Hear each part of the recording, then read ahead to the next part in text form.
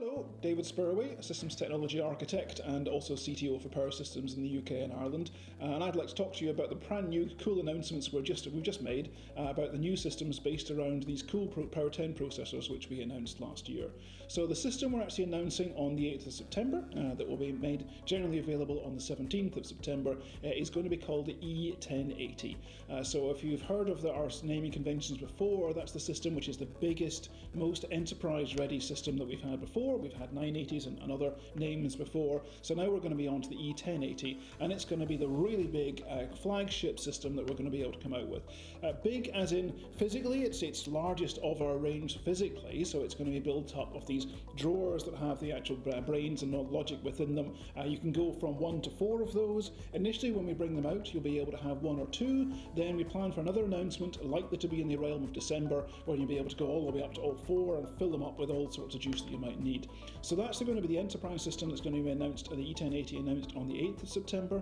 We will, of course, then fill out the range with the rest of the systems that are going to be based on these Power 10 processors. And you can expect to see them turning up in 2022.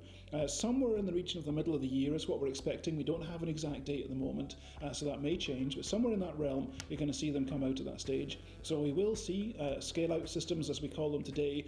The 1 and 2 socket kind of servers that you have will come out with Power 10. You'll also see a kind of mid-range system. We've got your E950 that exists in the range today. You'll see something based around Power 10. One of those is also going to be coming out. So you'll see the standard sort of range. But today, what we're bringing out is the really big one.